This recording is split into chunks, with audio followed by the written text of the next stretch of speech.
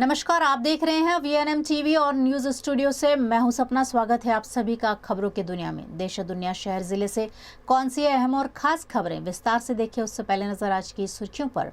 आइए देखते हैं आज की वीएनएम हेडलाइन। दिल्ली में छात्रों के प्रोटेस्ट पर राहुल गांधी की पत्रकार परिषद, प्रधानमंत्री से माफी मांगने की राहुल गांधी की मांग। गुजरात के अंकलेश्वर में ड्रग्स फैक्ट्री का पर्दाफाश, घर में ही बनाया जा रहा था ड्रग।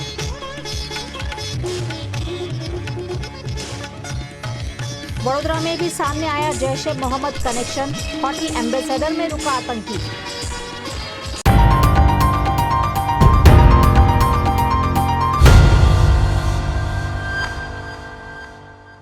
कांग्रेस के नेता राहुल गांधी ने आज पत्रकार परिषद को संबोधित करते हुए नीट पेपर लीक मुद्दे को फिर से उठाया और अपनी मांगे सरकार समक्ष दोहराई है। लोकसभा के नेता प्रतिपक्ष राहुल गांधी ने दिल्ली के इंदिरा भवन में छात्रों के खिलाफ लाठीचार्ज पर प्रेस कॉन्फ्रेंस की। उन्होंने सबसे पहले अपने प्रेजेंटेशन में 20 जुलाई को कॉकरोच जनता पार्टी के संसद चलो मार्च में शामिल छात्रों के वीडियो चलाए। पत्रकार परिषद में राहुल गांधी ने कहा कि सुरक्षा बलों ने छात्रों को बुरी तरह पीटा। ऐसा क्यों किया गया? नीट पेपर लीक से देश के 7.5 करोड़ स्टूडेंट्स और उनके परिवार इस घटना से प्रभावित हुए हैं। नीट मामले में किसी को भी सजा नहीं हुई। कुछ दिनों से देश के स्टूडेंट्स एजिटेशन कर रहे हैं, गुस्से में हैं, पीसफुल प्रोटेस्ट कर रहे हैं। इसके कारण है, पहला कारण जो हमारा एजुकेशन सिस्टम है, जो पूरी दुनिया में मशहूर हुआ करता था as a great education system, वो अब रिग्ड एजुकेशन सिस्टम है। कितना रिग्ड है वो किसी को नहीं मालूम। सुपरफिशियली दिख रहा है कि 152 पेपर लीक हुए हैं पिछले 10 साल में। सच्चाई नहीं मालूम, क्योंकि ये 300 भी हो सकता है, क्योंकि बहुत सारी बार पेपर लीक हो गया, किसी को पता भी नहीं लगा होगा, वो भी हो सकता है। बट जो हमें मालूम है 152 152 पेपर लीक हुए हैं। स्टूडेंट तैयारी करते हैं, मेहनत करते हैं 8-8 10-10 घंटे 3-4-5 साल के लिए, और फिर लास्ट मिनट उन्हें बताया जाता है, देखिए जिनके पास पैसा है, 40 लाख रुपए जिनके पास हैं, 50 लाख रुपए जिनके पास हैं, वो पेपर खरीद सकते हैं। आपकी ईमानदारी का, आपकी मेहनत का कोई मतलब नहीं है। उनको 152 बार पिछले 10 साल में भी यह बताया गया है।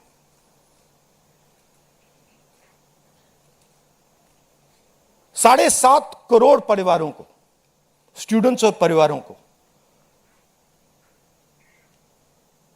पेपर लीक ने डैमेज किया है। और स्टूडेंट यह सवाल पूछ रहे हैं, पेपर लीक होता है, 7.5 करोड़ युवाओं का नुकसान होता है, मगर पिछले 10 साल में एक भी कन्विक्शन नहीं हुआ, एक भी व्यक्ति का कन्विक्शन नहीं हुआ, 0। तो यह पहला कारण है। दूसरा कारण कि जो हमारा एजुकेशन सिस्टम है यह अनअफोर्डेबल है। मिडिल क्लास के लिए, गरीबों के लिए यह सिस्टम अनअफोर्डेबल है। जितना पैसा हिंदुस्तान की सरकार अपने एजुकेशन बजट में डालती है हर साल, उतना पैसा एक नीट एग्जाम के लिए, जो स्टूडेंट्स एग्जाम लेते हैं और उनके परिवार, उतना पैसा देते हैं।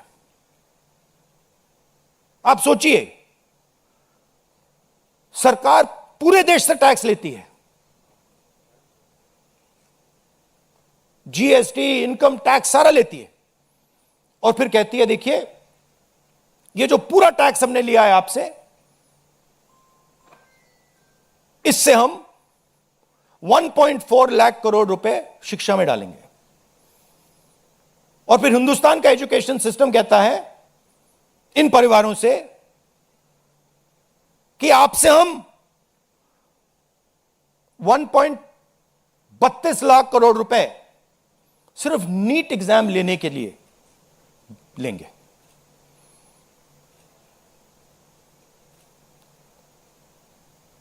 This is an insult to every single student in this country. This is an insult to every single family in this country. और ये कौन लोग हैं? ये मिडिल क्लास गरीब लोग हैं। ये अमीर लोगों का प्रॉब्लम नहीं है।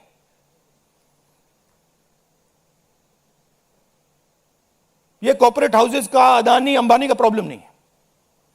ये मिडिल क्लास और गरीबों का प्रॉब्लम है। तो ये है दूसरा कारण। और तीसरा सबसे बड़ा कारण, एजुकेशन के बाद जो होना चाहिए,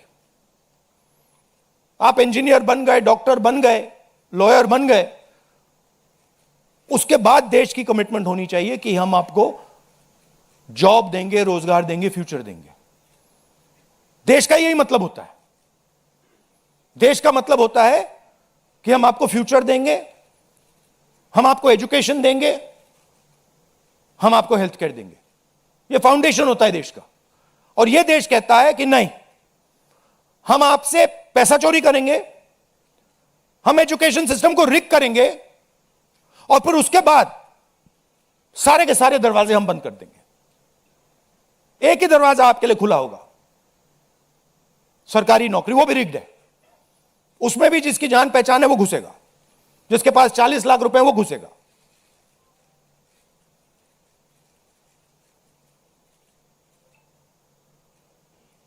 पहला दरवाजा मैन्युफैक्चरिंग, चाइना का माल कोने कोने में बिकता है, हिंदुस्तान की मैन्युफैक्चरिंग बैकबोन खत्म है, स्मॉल एंड मीडियम इंडस्ट्रीज खत्म है। पहला दरवाजा बंद। दूसरा दरवाजा एंटरप्रेन्योरशिप का। बैंक का सारा पैसा 2-3 बिजनेसेस के हाथ में जाता है। आप में से कोई एंटरप्रेन्योर बनना चाहता है, दरवाजा बंद। टीवी पे एड्स आएंगे, एंटरप्रेन्योर बनो। एंटरप्रेन्योर बनने के लिए लोन की जरूरत होती है, पैसे की जरूरत होती है, वो नहीं मिलेगा। दूसरा दरवाजा बंद। तीसरा दरवाजा कॉर्पोरेट जॉब, आईटी जॉब, जो हिंदुस्तान की सक्सेस रही है, उसको एआई ने खत्म कर दिया है, खत्म कर रहा है। पब्लिक सेक्टर बंद, पूरा प्राइवेटाइज कर दो, खत्म कर दो। तो एक ही रास्ता है, वो सरकार वाला, गवर्नमेंट एग्जाम। और फिर उसमें कहते हैं सबसे पहले पूरी अपनी आमदनी दो, उसके बाद हम सिस्टम को रिग करेंगे। और आप लोग मिडिल क्लास के लोग, गरीब लोग अपना पैसा डालो, और जिसके पास 40-50 लाख रुपए है वो पीछे से बैकडोर से घुस जाएगा। ये 3 कारण हैं कि दिल्ली के स्टूडेंट्स, हिंदुस्तान के स्टूडेंट्स गुस्से में है, बाहर है। इनको क्या कमिटमेंट चाहिए?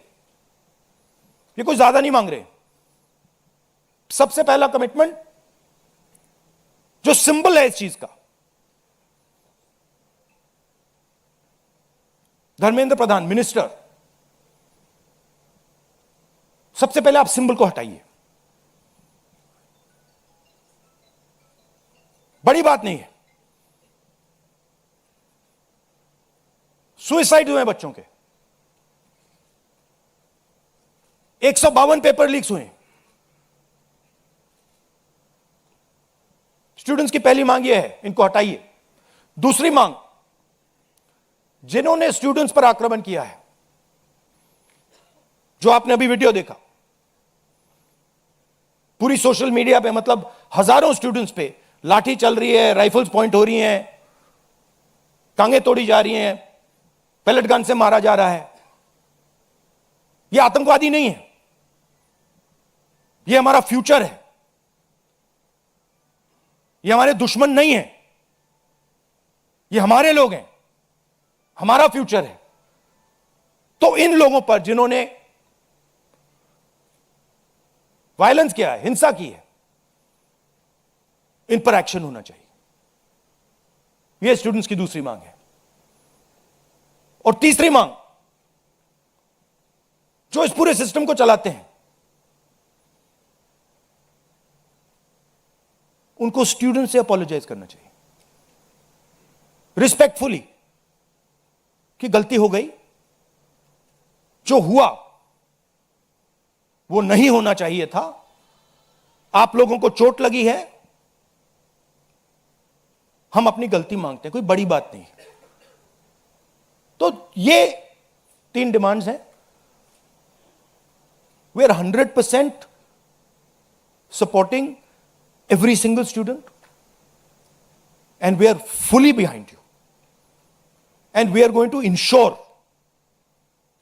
that you are protected and your future is protected. Thank you. Thank you Rahul ji. First question Sanjeev Chopra, PTI. अच्छा, वन सेकेंड। अब इसमें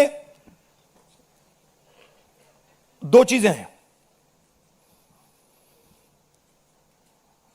एक तरफ स्टूडेंट्स है, उनका फ्यूचर है, वो क्या चाहते हैं कि बात उनकी इशू पे रहे। उनकी इशू क्या है? एजुकेशन सिस्टम, पेपर लीक, ये जो हुआ, इनको जो मारा गया, ये चाहते हैं कि शिक्षा पर, पेपर लीक पर, वायलेंस पर पूरे देश का फोकस रहे। मैं भी चाहता हूं और पूरा ऑपोजिशन चाहता है कि फोकस यहां रहे और इसके बारे में कुछ किया जाए, एजुकेशन सिस्टम को बदला जाए। और ये जो 3 डिमांड्स है स्टूडेंट्स की, दिल की डिमांड्स हैं, जो उनको चोट लगी हैं, उस आवाज से ये बोल रहे हैं, ये हमारे लिए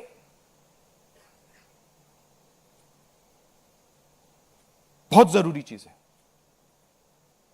और दूसरी तरफ क्या है? डिस्ट्रैक्शन, कि ध्यान इधर उधर करो,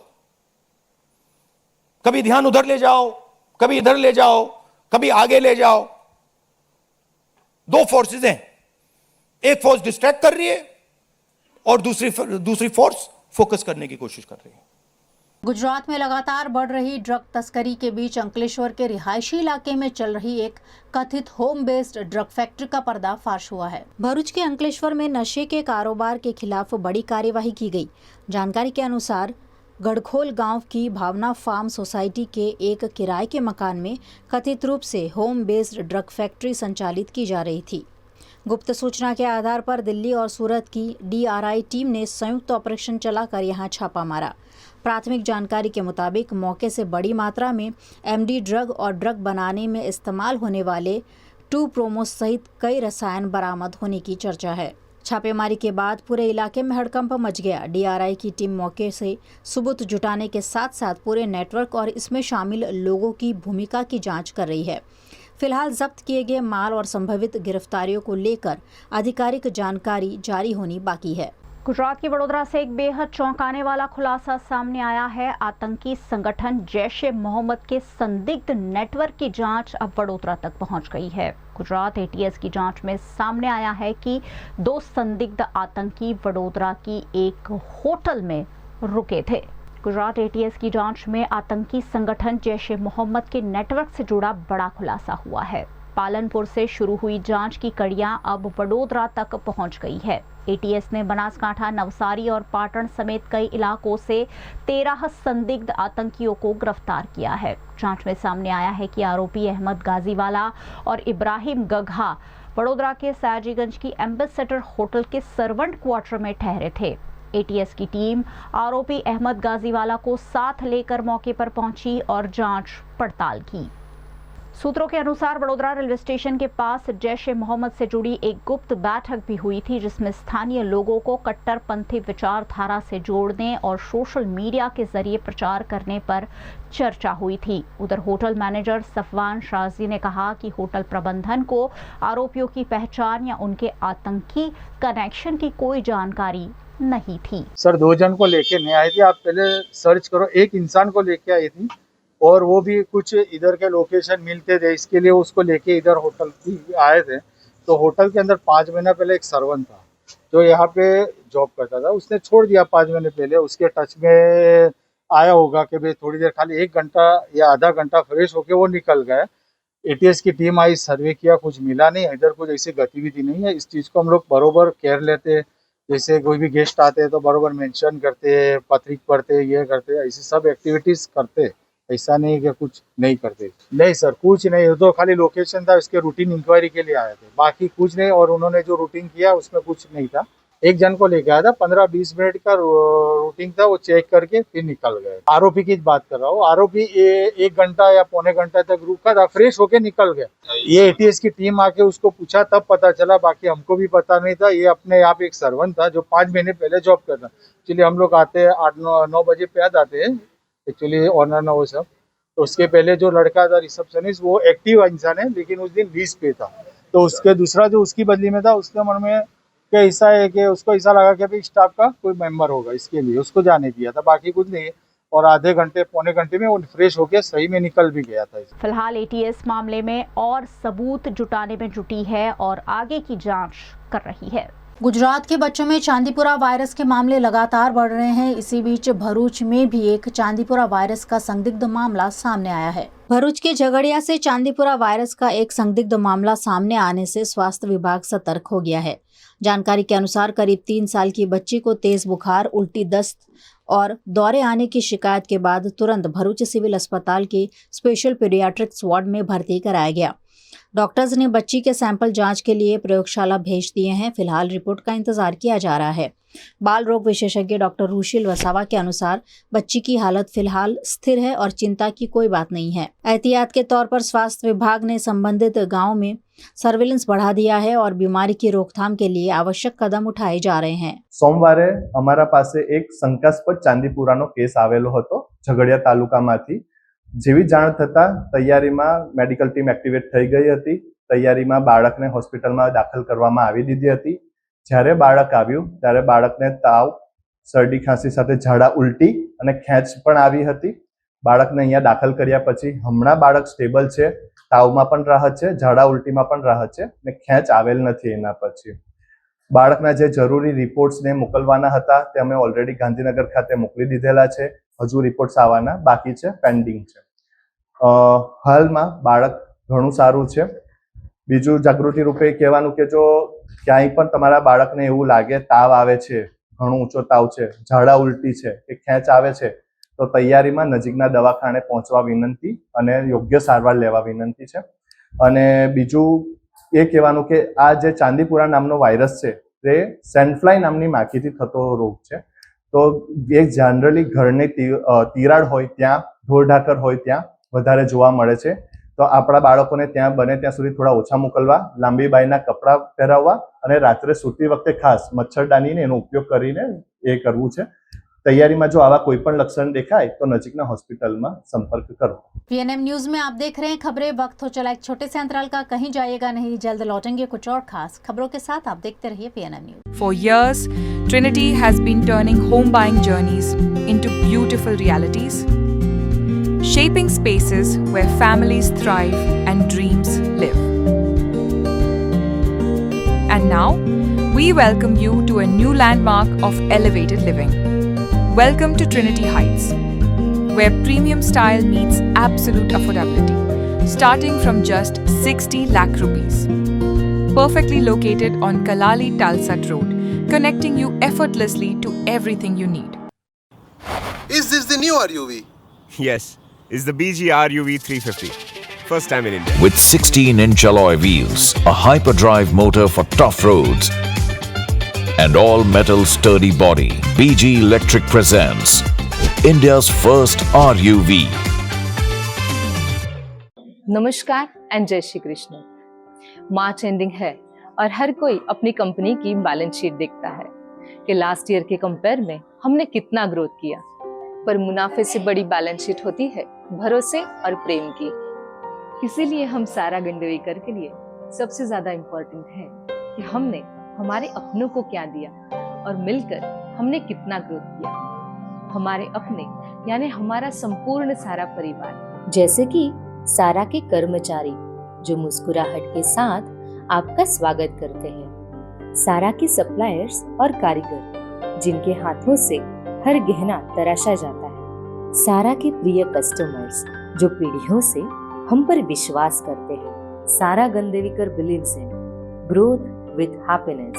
समाज में खुशियां बांटने के लिए हमने कई सोशल एक्टिविटीज का आयोजन किया। सोने की चमक तो हर जगह मिलेगी, पर भरोसे की रोशनी वही होती है जहाँ रिश्तों की बैलेंस शीट सबसे समृद्ध होती है। Sara Gandevikar jewellers, generations of trust.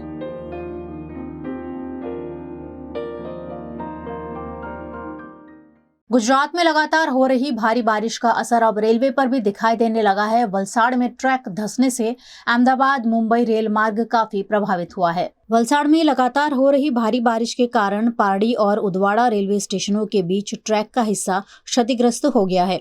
सुरक्षा को ध्यान में रखते हुए रेलवे प्रशासन ने अहमदाबाद से मुंबई जाने वाली 8 ट्रेनों के रूट डाइवर्ट कर दिए हैं, जबकि एक ट्रेन को रद्द कर दिया गया है। वडोदरा रेलवे स्टेशन पर भी ट्रेनों के रूट में बाधा पहुंचने पर यात्री परेशान हो रहे हैं, लेकिन यात्रियों को किसी प्रकार की परेशानी ना हो इसके लिए रेलवे ने हेल्प डेस्क शुरू की है। ट्रैक की मरम्मत का कार्य तेजी से जारी है और रेलवे अधिकारी स्थिति पर लगातार नजर बनाए हुए हैं। जम्मू कश्मीर के अनंतनाग से बड़ी खबर सामने आई, जहां लाल चौक इलाके में हुई फायरिंग की घटना में एक पुलिस कांस्टेबल की मौत हो गई है। जम्मू कश्मीर के अनंतनाग के लाल चौक में बुधवार को आतंकियों ने हमला कर दिया। इस हमले में हेड कांस्टेबल की मौत हो गई है। अधिकारियों के मुताबिक दोपहर करीब 12:30 बजे आतंकियों ने अमरनाथ यात्रा की सुरक्षा ड्यूटी पर तैनात पुलिसकर्मियों पर अचानक फायरिंग की। सुरक्षा बलों ने जवाबी कार्यवाही की, जिसके बाद दोनों तरफ से गोलियां चली। इस दौरान हेड कांस्टेबल आशिक हुसैन कुरैशी जख्मी हो गए। उन्हें तुरंत सरकारी मेडिकल कॉलेज अस्पताल ले जाया गया, जहां डॉक्टर्स ने उन्हें मृत घोषित कर दिया। हमले के बाद आतंकी वहां से भाग गए। लश्कर-ए-तैयबा से जुड़े आतंकी संगठन द रेजिस्टेंस फ्रंट ने हमले की जिम्मेदारी ली है। जिस जगह फायरिंग हुई वो शहर का मुख्य बाजार है। यहाँ आम दिनों में भी काफी भीड़ रहती है। घटना के पीछे की वजह फिलहाल स्पष्ट नहीं हो सकी है। पुलिस ने पूरे इलाके की घेराबंदी कर दी है और अतिरिक्त सुरक्षा बल तैनात कर दिए गए हैं। मामले की जांच जारी है और अधिकारियों का कहना है कि सभी पहलुओं से घटना की जांच की जा रही है। गुजरात के भावनगर में पेपर लीक और कांग्रेस नेता राहुल गांधी की गिरफ्तारी के विरोध में कांग्रेस और NSUI कार्यकर्ताओं ने सड़क पर उतरकर जोरदार प्रदर्शन किया। भावनगर में कांग्रेस और NSUI ने देश भर में लगातार हो रहे पेपर लीक मामले और विपक्ष के नेता राहुल गांधी की गिरफ्तारी के विरोध में रास्ता रोको आंदोलन किया। शास्त्री नगर ओवरब्रिज के पास कार्यकर्ताओं ने सड़क जाम कर केंद्र सरकार के खिलाफ नारेबाजी की। प्रदर्शन के दौरान पुलिस ने मौके पर पहुंचकर कई कांग्रेस और NSUI कार्यकर्ताओं को हिरासत में लिया। कांग्रेस नेताओं का आरोप है कि देश भर में 150 से अधिक पेपर लीक होने के बावजूद सरकार छात्रों की आवाज दबाने और लोकतंत्र को कमजोर करने का प्रयास कर रही है।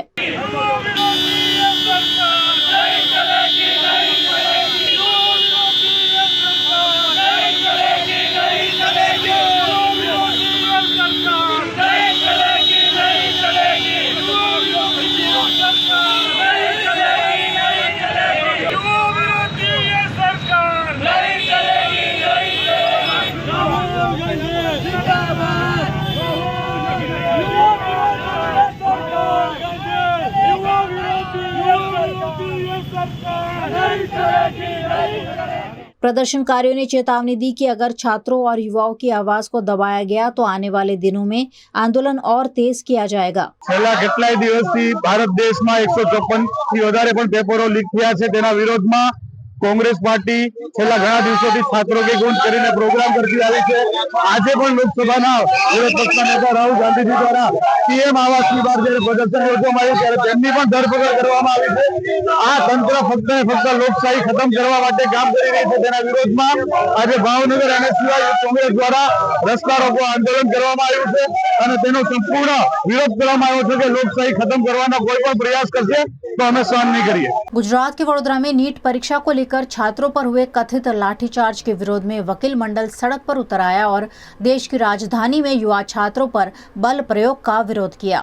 नीट परीक्षा से जुड़े मुद्दे पर जंतर मंतर में शांतिपूर्ण प्रदर्शन कर रहे छात्रों पर हुए लाठीचार्ज के विरोध में वडोदरा के सावली वकील मंडल ने जोरदार विरोध दर्ज कराया।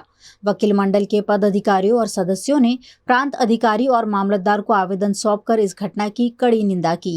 आवेदन में छात्रों पर बल प्रयोग करने वाले जिम्मेदार अधिकारियों के खिलाफ सख्त कार्यवाही की मांग की गई। साथ ही छात्रों को न्याय दिलाने और उनके हितों की रक्षा के लिए केंद्र सरकार से उचित कदम उठाने की अपील की गई। नहीं चलेगी, नहीं चलेगी, तानाशाही नहीं चलेगी, नहीं चलेगी, नहीं चलेगी, तानाशाही नहीं चलेगी। जंतर मंतर खाते जे विद्यार्थीओ पर અત્યાચાર કરવામાં આવ્યો અને લાઠીચાર્જ કરવામાં આવ્યો એ ન્યાયની માંગ કરવા માટે ગયા હતા અને એમને ન્યાય આપવાના બદલે લાઠીચાર્જ આપવામાં આવ્યો તે બદલ અમે આપ શ્રી મારફત વડાપ્રધાનશ્રીને આ એક આવેદનપત્ર રજૂ કરીએ છીએ અને અમારી માંગ એ છે કે વિદ્યાર્થીઓને ન્યાય મળે અને જે લોકોએ આવા કૃત્યો કર્યા છે એ લોકો યોગ્ય પગલાં ભરવામાં આવે। આજ રોજ સાવલી વકીલ મંડળ દ્વારા મામલતદાર શ્રી સાવલી અને પ્રાંત અધિકારી શ્રી સાવલીને एक आवेदन पत्र आपवामां आव्युं अने एनी अंदर रजूआत लखवामां आवी के भारत देश जे आजाद भारत देश छे, जे कॉन्स्टिट्यूशन बंधारण द्वारा चालतो देश छे अने ए देशनी अंदर कोईने उपवास करवामां के आंदोलन करवामां रोकी शकाय नहीं। अने हमणां छेल्ला 2 दिवसथी नवी दिल्ली खाते जे देशना विद्यार्थीओ छे, जे आपणुं आवतुं भविष्य छे, तेमणे शांतिमय एक आंदोलन चालू छे तेमनुं અને એ આંદોલનમાં એમને ફ્લેગ માર્ચ કરી અને સંસદ ભવન સુધી ગયા પોતાની રજૂઆત કહેવા માટે।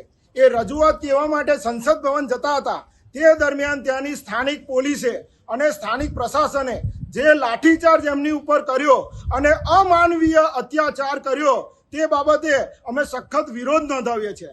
કારણ કે વિદ્યાર્થી એ આવનારો દેશનું ભવિષ્ય છે અને એ વિદ્યાર્થીમાં આવતીકાલના ડોક્ટર પણ છે, આવતીકાલના જજીસ પણ છે અને આવતીકાલના મોટા રાજકારણી જે સંવિધાનિક પદ છે એ પણ ધરાવે એવા ભવિષ્યના આપણા બાળકો છે। એ બાળકો ઉપર લાઠીચાર્જ થાય એ ખૂબ જ દુઃખદ વાત છે। અમારી માંગ એવી છે કે એમને જે લાઠીચાર્જ કરવામાં આવ્યો એ અધિકારીઓ વિરુદ્ધ તાત્કાલિક પગલાં ભરવામાં આવે અને જો નહીં ભરે તો સાવલી વકીલ મંડળ અહીંયાથી નવી દિલ્હીની કૂચ કરશે અને એમને न्याय અપાવશે। गुजरात के वासद की SVIT कॉलेज में NSS यूनिट द्वारा HIV एड्स जागरूकता कार्यक्रम का आयोजन किया गया। गुजरात के वासद की SVIT कॉलेज में राष्ट्रीय सेवा योजना NSS यूनिट द्वारा Gujarat state AIDS control society के सहयोग से HIV एड्स जागरूकता कार्यक्रम का आयोजन किया गया। कार्यक्रम में मुख्य वक्ता के रूप में Gujarat state AIDS control society के असिस्टेंट डायरेक्टर तुषार परमार ने विद्यार्थियों को HIV और एड्स से जुड़ी वैज्ञानिक जानकारी दी। उन्होंने बताया कि ये बीमारी किन कारणों से फैलती है, इससे बचाव के क्या उपाय हैं और समाज में फैली भ्रांतियों को दूर करने की आवश्यकता क्यों है। हमारे यहाँ पे आज SVIT की तरफ और NSS यूनिट की तरफ से आज हमारे यहाँ पे एड्स और HIV का अवेयरनेस का प्रोग्राम रखा गया था, जिसमें as a chief guest doctor Tushar Parmar Ahmedabad से आए थे और उनके साथ उनके 2 कलीग्स भी आए थे और हमें यहाँ पे आज जानकारी दी गई थी कि HIV और एड्स के अवेयरनेस के बारे में और उनको कैसे प्रिवेंट करना है, कैसे प्रिकॉशंस लेने हैं। और ये पॉसिबल हो चुका था क्योंकि SVIT का जो मैनेजमेंट था उसकी वजह से, और SVIT में ऐसे ज़्यादा प्रोग्राम्स रखने के लिए जो हमें इंस्पिरेशन और इंस्पिरेशन जो मिला है उसके लिए SVIT का बहुत बहुत शुक्रिया। And thank you to the NSS members, volunteers and the presidents and vice president, and special thanks to doctor Tushar Parmar for the incredible awareness program. Thank you. आज हमारे यहाँ पे NSS की तरफ से HIV और एड्स अवेयरनेस के लिए एक प्रोग्राम रखा गया था और मैं आभारी हूँ NSS और SVIT का और Gujarat state AIDS control society और इंडियन रेड क्रॉस रूम का कि हमें यहाँ पर इतनी अच्छी जानकारी और हमारे लिए इतना अच्छा प्रोग्राम रखा गया। આજે અમારે ત્યાં NSS થ્રુ એક એડ્સ અવેરનેસ પ્રોગ્રામ હતો, જેમાં અમે as a chief guest Tushar Parmar સરને અમદાવાદથી બોલાયા હતા અને એમને અમને બહુ જ બધી સારી સારી जानकारी આપી, જેમ કે એડ્સ કેમ થાય છે અને એના પ્રિકોશન્સ શું લઈ શકીએ છીએ આપણે વગેરે વગેરે. પછી SVITમાં આવા બધા પ્રોગ્રામ થતા જ હોય છે, જે મને બહુ જ સારું લાગ્યું. गुजरात हाईकोर्ट ने आम आदमी पार्टी के विधायक चैतर वसावा की पत्नी शकुंतला वसावा समेत 5 लोगों को बड़ी राहत देते हुए जमानत दे दी है. इस फैसले का आम आदमी पार्टी ने स्वागत किया है. पार्टी के नर्मदा जिला अध्यक्ष निरंजन वसावा ने न्यायपालिका का आभार जताते हुए कहा कि उन्हें न्याय व्यवस्था पर पूरा भरोसा है. आज रोज गुजरात नामदार हाईकोर्टे जे शकुंतलाबेन चैतरभाई वसावा सहित 5 ખેડૂતોના આજે જામીન મંજૂર કર્યા છે. એ બદલ અમે હાઈકોર્ટનો અમે ખૂબ ખૂબ આભાર માનીએ છીએ. અમે અગાઉ પણ કહેતા હતા કે ચૈતરભાઈ નિર્દોષ છે, આ તાનાશાહી સરકાર દ્વારા એમને ખોટી રીતે ફસાવાનો આ એક ષડયંત્ર છે. અમે આવનારા દિવસોમાં ચૈતરભાઈના પણ હાઈકોર્ટમાં જામીન અરજી મૂકશું અને અમને ચોક્કસપણે ન્યાયપાલિકા પર પૂરેપૂરો ભરોસો છે કે જેવી રીતે શકુંતલાબેન અને તમામ ખેડૂતોને આજે જામીન મળ્યા છે, એવી જ રીતે આવનારા દિવસોમાં પણ ચૈતરભાઈ વહેલી તકે એમને જામીન મળશે અને સમગ્ર પ્રજાની સાથે એ રહેશે. गुजरात की प्रसिद्ध शक्तिपीठ अंबाजी में भक्ति और आस्था का महासंगम सजने जा रहा है. 20 से 26 सितंबर तक यहाँ आयोजित होने वाले भादरवी पूर्णिमा महामेले की तैयारियां युद्ध स्तर पर शुरू हो गई है. पालनपुर में जिला कलेक्टर मिहिर पटेल की अध्यक्षता में समीक्षा बैठक आयोजित कर अंबाजी में आयोजित होने वाले मेले की व्यवस्थाओं का जायजा लिया गया. बैठक में श्रद्धालुओं की सुरक्षा, क्राउड मैनेजमेंट, स्वच्छता, पीने का पानी, स्वास्थ्य सेवाएं, ट्रैफिक पार्किंग, भोजन, ठहरने और दर्शन व्यवस्था को लेकर अधिकारियों को आवश्यक दिशा निर्देश दिए गए. प्रशासन का कहना है कि हर वर्ष लाखों श्रद्धालु मां अम्बा के दर्शन के लिए पहुंचते हैं. इसे देखते हुए इस बार सुविधाओं का और विस्तार किया जाएगा. मेले के सफल संचालन के लिए 28 अलग अलग समितियों का गठन किया गया है. સૌને જય અંબે. શક્તિ, ભક્તિ અને આસ્થાનો ત્રિવેણી સંગમ અને લાખો માઈ ભક્તો જેની દર વર્ષે રાહ જુએ છે એવો ભાદરવી પૂનમનો મહામેળો 2026 આગામી 20 સપ્ટેમ્બરથી 26 સપ્ટેમ્બર સુધી અંબાજી શક્તિપીઠ ખાતે આયોજિત થવાનો છે. ત્યારે આ ભાદરવી પૂનમ મહામેળામાં પધારનાર તમામ પગપાળા સંઘો માઈ ભક્તોની વ્યવસ્થા માટે જિલ્લા વહીવટી તંત્ર દ્વારા આજે પ્રથમ મિટિંગ રાખવામાં આવી હતી. સ્વચ્છતા, વિષામો, ભોજન, પાણી પુરવઠા, સુરક્ષા, સાંસ્કૃતિક કાર્યક્રમો વગેરે તમામ જે બાબતો છે તેને સાંકળી લઈ જિલ્લા કક્ષાની અલગ અલગ 28 જેટલી સમિતિઓની રચના આ ભાદરવી પૂનમ મહામેળો 2026નું સમગ્ર જે આયોજન છે એ સુચારુ રૂપે પડે તે માટે કરવામાં આવી છે.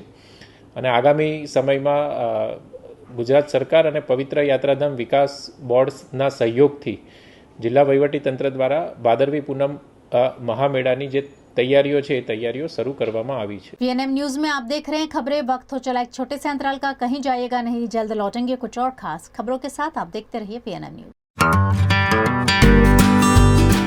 होटल तारासंस महाराजा सयाजीराव की नगरी में आधुनिकता को संजोती एक ऐसी भव्य होटल जो आपको कराती है कभी न भुला पाने वाला एहसास. ताराज किचन के डाइनिंग में आपको मिलता है अलग अलग क्यूजिन्स का delicious pure veg taste. Tara's country cafe में फ्रेंड्स और फैमिली के साथ बिताए पल आपको करते हैं तरोताजा. ताराज बेकरी बाइट्स की हर एक बाइट आपके टेस्ट बड को करती है सेटिस्फाइड. तारासंस में वैकेशन मनाना हो या स्टेकेशन, आधुनिक लाइफस्टाइल को फुलफिल करता है एक बेहतरीन अनुभव. छोटी बड़ी पार्टी हो या सगाई, शादी जैसे बड़े मौके, बिजनेस मीटिंग हो या करनी है कोई इवेंट, तारासंस के अलग अलग कैपेसिटी के बैंक्वेट आपके खास मौके को बनाते हैं बेहद शानदार. Hotel Tarasons behind Yash Complex, Geri Road, near Sundaram Nagar, Gotri Road, Vadodara. V&M Foundation, transforming lives, empowering communities. Inspired by the late Sri A.D. Vyas's life journey, the V&M Foundation was established in 2018, dedicating and making a positive and enduring impact on lives of individual and community. V&M Foundation is working on issues that can improve the society today and tomorrow. Health and education, environmental wellness, inclusion, women empowerment, sports, art and culture. Collaborate with us. Sponsor a project through an annual CSR fund. Support activities and events for community welfare. Elevate your brand through annual association with V&M Foundation. Volunteer your time and skill. Donate now and claim an 80G tax exemption. V&M Foundation is registered under Section 80G of the Income Tax Act. V&M Foundation, transforming lives, empowering communities. For more details, contact 918734872606 or 919879572606. देश की राजनीति में कुछ बड़ा बदलाव होने के आसार देश के युवाओं ने दिखाए हैं। उन युवाओं पर लाठीचार्ज करने का कांग्रेस पार्टी विरोध कर रही है, जिसका असर देश के कोने-कोने में देखने मिल रहा है। दिल्ली के जंतर मंतर पर चल रहे विरोध प्रदर्शन के समर्थन में गुजरात के भरूच में कांग्रेस कार्यकर्ताओं ने विरोध प्रदर्शन किया। भरूच के 5 बत्ती इलाके में बड़ी संख्या में कांग्रेस नेताओं और कार्यकर्ताओं ने केंद्र सरकार के खिलाफ नारेबाजी करते हुए अपना विरोध दर्ज कराया।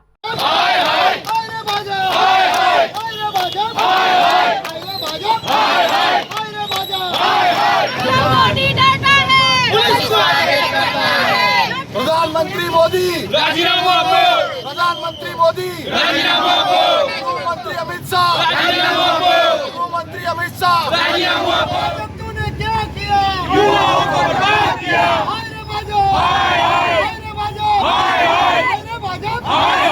प्रदर्शन के दौरान सरकार से संबंधित मुद्दों पर कार्रवाई की मांग की गई। पुलिस की मौजूदगी में ये प्रदर्शन शांतिपूर्ण रूप से संपन्न हुआ, लेकिन कांग्रेस के कार्यकर्ताओं ने युवाओं पर हुए अत्याचार का जमकर विरोध किया है। क्या सरकार ज्यारથી આવી ત્યારે લોકોને જીવન જોખમમાં મૂકી દીધું છે। આ દેશનું યુવાધન બરબાદ થઈ રહેલું છે। એના માટે થોડાક જ યુવાનો ભેગા થઈ અને અસંખ્ય લોકો ભેગા થઈ ગયા ધીરે ધીરે આખા દેશમાંથી અને જંતર મંતર પર ભેગા થઈ અને એક આંદોલનના સ્વરૂપમાં થઈ ગયું।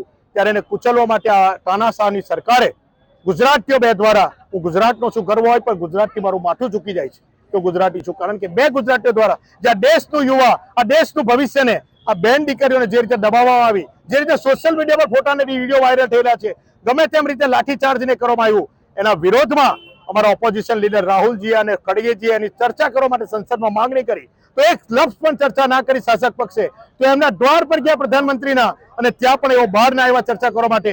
1 કલાક રાહ જોઈ પોલીસના દમનથી એમની ધરપકડ કરવામાં આવી। જે દેશનું ભવિષ્ય રાહુલ ગાંધી છે, આ દેશનું યુવા એમના ભવિષ્ય જોઈ રહેલું છે, એની ધરપકડ કરવામાં આવી। ખડગેજીની ધરપકડ કરવામાં આવી, પ્રિયંકાજીની, असंख्य सांसदों धरपकड़ करवामी, एने सख्त शब्दों में वखोड़ीए छे अने आ जे आंदोलन छे ने कुचलवामां आ सरकार तानाशाही करी रही है। भारतीय जनता पार्टी शाનમાં समझी जाए। आज भरूच जिला ने शहर में खाली देखाव कर रहा है। हजू जो आ तानाशाह सरकार नहीं सुधरे तो कांग्रेस रोड पर आवशे, वार नहीं लागे। गुजरात के वडोदरा में चोरी की कोशिश उस वक्त नाकाम हो गई जब घर में घुसे एक चोर को मकान मालिक ने रंगे हाथों पकड़ लिया और फिर कुछ ऐसा हुआ कि चोर को पुलिस थाने की बजाय अस्पताल ले जाना पड़ा। ये घटना मकरपुरा की जशोदा कॉलोनी के शिव शक्ति नगर की है, जहां एक शख्स चोरी की नीयत से घर में तो घुसा था, लेकिन मकान मालिक के जाग जाने पर उससे पकड़ लिया गया। इस दौरान घर की तिजोरी और सामान बिखरा हुआ मिला। शुरुआती जांच में करीब 2 से 3 लाख रुपए के गहने और नकदी चोरी होने की आशंका जताई गई। मकान मालिक ने इस पर बताया कि आरोपी के साथ किसी तरह की मारपीट नहीं की गई, लेकिन चोरी के बाद भागने के दौरान वो खुद गिरकर घायल हो गया। मौके पर पहुंची मकरपुरा पुलिस ने आरोपी को हॉस्पिटल पहुंचाया और मामला दर्ज कर जांच शुरू की है। पुलिस को आशंका है कि इस वारदात में आरोपी के साथ अन्य साथी भी शामिल हो सकते हैं, जिसके चलते आसपास के सीसीटीवी फुटेज खंगाले जा रहे हैं और अन्य आरोपियों की भी तलाश जारी है। सबसे पहले हम लोग छत पे सोए थे और सो के आ रहे थे छत पर से, तो देखे तो लोग था वो सीढ़ी पर रखा हुआ था और दरवाज़ा खुला था। तो हम लोग इनके पापा को बुलाए, तो आए तो बाहर से दरवाज़ा बंद कर दिए। 2-3 जन लोग को बुला के लाए, तो खिड़की से देखे तो नहीं निकला, फिर दरवाज़ा खोले तो निकला था, तो जल्दी से दरवाज़ा बंद कर दिए। और उसके बाद वो सब सामान सब लोग तोड़ दिया है, 2 तिजोरी का, 1 बेड का, उसमें जितना भी बैग था वो भी, और लोग था वो भी तोड़ दिया है, सामान चोरी कर लिया है। और पैसा रखा था वो भी 2-3 लाख का सामान था सबका, उसमें मेरा पूरा गहना था और भी सामान था, पैसा भी था। वो तो जब दरवाज़ा खोले तो भागा तो गिर गया, तो कोई मारा वारा नहीं है, वो गिर गया है। दिल्ली के जंतर मंतर पर प्रदर्शन के दौरान समाजवादी पार्टी के राष्ट्रीय अध्यक्ष अखिलेश यादव को हिरासत में लिए जाने के विरोध में उत्तर प्रदेश के लखीमपुर खीरी में सपा कार्यकर्ताओं ने जोरदार प्रदर्शन किया। कल दोपहर करीब 3:30 बजे दिल्ली में प्रधानमंत्री आवास निकट अचानक कांग्रेस पार्टी के सांसदों ने अपना धरना प्रदर्शन शुरू कर दिया था, जिसमें समाजवादी पार्टी के राष्ट्रीय अध्यक्ष अखिलेश यादव भी शामिल हुए और पुलिस द्वारा उन्हें गिरफ्तार भी किया गया। इस मामले मंगलवार रात करीब 9:30 बजे सैकड़ों कार्यकर्ता लखीमपुर खीरी थाने पहुंचे और थाने का घेराव कर धरने पर बैठ गए। इस दौरान कार्यकर्ताओं ने भाजपा सरकार और केंद्रीय शिक्षा मंत्री धर्मेंद्र प्रधान के खिलाफ जमकर नारेबाजी की। इस प्रदर्शन को देखते हुए मौके पर भारी पुलिस बल तैनात रहा। देर रात तक धरना और नारेबाजी का दौर जारी रहा। पुलिस फिलहाल पूरे घटनाक्रम पर नजर बनाए हुए हैं। पूरे देश का नौजवान शिक्षा व्यवस्था को लेकर के, खराब शिक्षा नीति को लेकर के दिल्ली के अंदर संसद मार्च के लिए बाध्य हुआ। कल से लगातार आंदोलन चल रहा है, जिसमें समाजवादी पार्टी के हम सबके नेता माननीय अखिलेश यादव जी भी रहे। कल डिम्पल यादव जी थी, तो मैनपुरी की सांसद है, और आज अखिलेश जी हमारे नेता भी उसमें गए, उनको अरेस्ट किया गया है। हमारी एक मांग है सिंपल सी, या तो हम सबको भी अरेस्ट करके जेल भेज दिया जाए, वरना उनको रिहा किया जाए। नौजवान मर रहा है, नौजवान तड़प रहा है, देश परेशान है, और ये मदान लोग जब कल युवाओं की साथ देने के लिए डिम्पल यादव जी पहुंची, तो धर्मेंद्र यादव जी को गिरफ्तार किया गया। आज हमारे राष्ट्रीय अध्यक्ष अखिलेश यादव जी पहुंचे तो उनको गिरफ्तार किया गया। ये इनकी सरकार की ताकत में आखिरी कील होगी।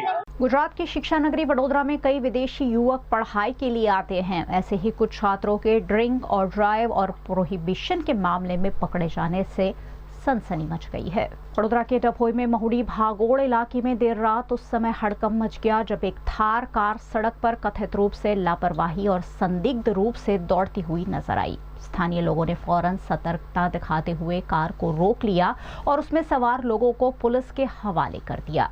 पुलिस की जांच में ये कार में सवार 5 युवक और एक युवती से पूछताछ की गई। तलाशी के दौरान थार कार से एक बैग से बियर के टीन मिलने की जानकारी भी सामने आई है। जांच के बाद पुलिस ने जॉर्जमैन जॉन एतेब के खिलाफ ड्रिंक और ड्राइव का मामला दर्ज किया है, जबकि पॉल पावन साइमन के बैग से 7 बियर के टीन मिलने पर उसके खिलाफ प्रोहिबिशन एक्ट के तहत अलग से FIR दर्ज की गई है। फिलहाल पुलिस पूरे मामले की गहन जांच कर रही है और ये भी पता लगाया जा रहा है कि मामले में किसी अन्य व्यक्ति की भूमिका तो नहीं है।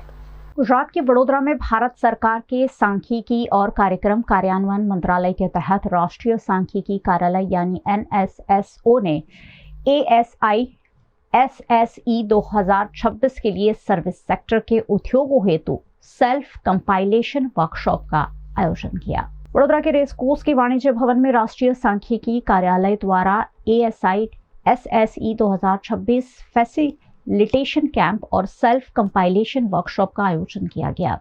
कार्यक्रम में NSSO वडोदरा के निदेशक रामनिवास राणवा, अनिरुद्ध दुबे, प्रशांत कोटेजा, जय चौकसी, डॉक्टर मनीष शाह, NK पटेल समेत कई गणमान्य लोग उपस्थित रहे। वर्कशॉप का मुख्य उद्देश्य वडोदरा के इनकॉर्पोरेटेड सर्विस सेक्टर उद्योगों को ASI रिटर्न स्वयं तैयार करने की प्रक्रिया समझाना, सर्वे की रिपोर्टिंग प्रणाली की जानकारी देना और समय पर सही और गुणवत्तापूर्ण डेटा उपलब्ध कराने के लिए प्रेरित करने का रहा। एनएसएसओ के अधिकारियों ने इस पर बताया कि वडोदरा के करीब 1000 बड़े उद्योगों और 3500 छोटे और मध्यम उद्योगों को अपने स्थायी और अस्थायी कर्मचारियों का विवरण उपलब्ध कराना होगा। इस सर्वे से रोजगार के नए अवसरों की पहचान करने में मदद मिलेगी और कर्मचारियों को पीएफ, ईएसआईसी और अन्य सामाजिक सुरक्षा योजनाओं का लाभ बेहतर तरीके से मिल सकेगा। क्षेत्रीय कार्यालय वडोदरा की ओर से हम लोगों ने जो एक नया सर्वे शुरू हुआ है अप्रैल 2026 से, ये सर्विस सेक्टर एंटरप्राइजेस को लेकर सर्वे है, जिसका आप सब लोग जानते हैं कि जीडीपी में सर्विस सेक्टर का लगभग 50% से अधिक जो है योगदान है और उसके लिए डिफरेंट सेक्टर्स के अंतर्गत जो है ये सर्वे हम लोगों ने शुरू किया है। और आज जो वर्कशॉप हम लोगों ने यहाँ पर ऑर्गेनाइज करी है उसका मुख्य उद्देश्य ये है कि 2024-25 का हम लोग जो रिटर्न इंडस्ट्रीज को जो फाइल करना है, तो इंडस्ट्रीज के जितने भी जो मुख्य जो रिटर्न फाइल करता है उनको आज इनवाइट किया गया है और उनको सेल्फ कंपाइलेशन का हम लोग यहाँ पर आज उन लोगों को समझाएंगे कि उस 2024-25 का रिटर्न फाइल करने में उनको क्या क्या इशूज आ सकते हैं और उन इशूज को हम लोग सोल्व करेंगे। जो एक्चुअल में क्या है कि हम लोग ये जो सर्वे कर रहे हैं वो हम लोग कलेक्शन ऑफ स्टैटिस्टिक्स एक्ट के अंतर्गत करते हैं। हम लोग सारी जितनी भी यूनिट्स हैं उनको हम लोगों ने नोटिस इशू किया है एक्ट के अंतर्गत और हमारी यही अपेक्षा रहती है कि हम उन्हें सेल्फ कंपाइलेशन के बारे में बताएं और हमारे जो सीनियर ऑफिसर्स हैं वो उनको रिटर्न फाइल करने में मदद करें। लेकिन फिर भी कुछ इकाइयाँ ऐसी होती हैं, कुछ यूनिट्स ऐसी होती हैं, लगभग 5% के आसपास में ऐसी यूनिट्स होती हैं जो कि हमें डेटा अवेलेबल नहीं करा पाती हैं। तो उसके पीछे कई कारण हो सकते हैं, उनका जैसे कोई कोर्ट केस चल रहा है या फिर उनका जैसे कोई प्रोडक्शन बंद हो गया है या वो सर्विस अवेलेबल नहीं करा रहे हैं। लेकिन फिर भी ऐसी कई यूनिट्स होती हैं जो कि हमें डेटा नहीं देती हैं। तो इस जो आज जो वर्कशॉप हो रही है इसका एक उद्देश्य ये भी है कि जितने भी जो इंडस्ट्रीज एसोसिएशन इंडस्ट्रीज के जो अध्यक्ष हैं या जो चेयरमैन हैं उनको हम लोगों ने आग्रह किया है कि जो नॉन रेस्पॉन्स यूनिट्स हैं उनको वो पत्र जारी करें या उनके साथ में वो कोऑर्डिनेशन करें जिससे जो नॉन रेस्पॉन्स है उसको मिनिमाइज किया जा सके। अभी हम लोग सिर्फ सर्विस सेक्टर के लिए जो है अभी ये कॉन्फ्रेंस हो रही है, ओनली सर्विस सेक्टर का हम लोग डेटा कलेक्शन का काम कर रहे हैं। पीएनएम न्यूज में आप देख रहे हैं खबरें। वक्त हो चला एक छोटे से अंतराल का, कहीं जाइएगा नहीं, जल्द लौटेंगे कुछ और खास खबरों के साथ। आप देखते रहिए PNM news. For years, Trinity has been turning home buying journeys into beautiful realities, shaping spaces where families thrive and dreams live. And now, we welcome you to a new landmark of elevated living. Welcome to Trinity Heights, where premium style meets absolute affordability, starting from just 60 lakh rupees. Perfectly located on Kalali Talsat Road, connecting you effortlessly to everything you need. Is this the new RUV? Yes, it's the BGR UV 350. First time in India. With 16-inch alloy wheels, a hyperdrive motor for tough roads, and all-metal sturdy body, BG Electric presents India's first RUV. नमस्कार and जय Shri Krishna. March ending है और हर कोई अपनी company की balance sheet देखता है कि लास्ट ईयर के कंपेयर में हमने कितना ग्रोथ किया। पर मुनाफे से बड़ी बैलेंस शीट होती है भरोसे और प्रेम की। इसीलिए हम सारा गंडवेकर के लिए सबसे ज्यादा इम्पोर्टेंट है कि हमने हमारे अपनों को क्या दिया और मिलकर हमने कितना ग्रोथ किया। हमारे अपने यानी हमारा संपूर्ण सारा परिवार, जैसे कि सारा के कर्मचारी जो मुस्कुराहट के साथ आपका स्वागत करते हैं, सारा के सप्लायर्स और कारीगर जिनके हाथों से हर गहना तराशा जाता है, सारा के प्रिय कस्टमर्स जो पीढ़ियों से हम पर विश्वास करते हैं। Sara Gandevikar believes in growth with happiness. समाज में खुशियां बांटने के लिए हमने कई सोशल एक्टिविटीज का आयोजन किया। सोने की चमक तो हर जगह मिलेगी, पर भरोसे की रोशनी वही होती है जहाँ रिश्तों की बैलेंस शीट सबसे समृद्ध होती है। Sara Gandevikar jewellers, generations of trust.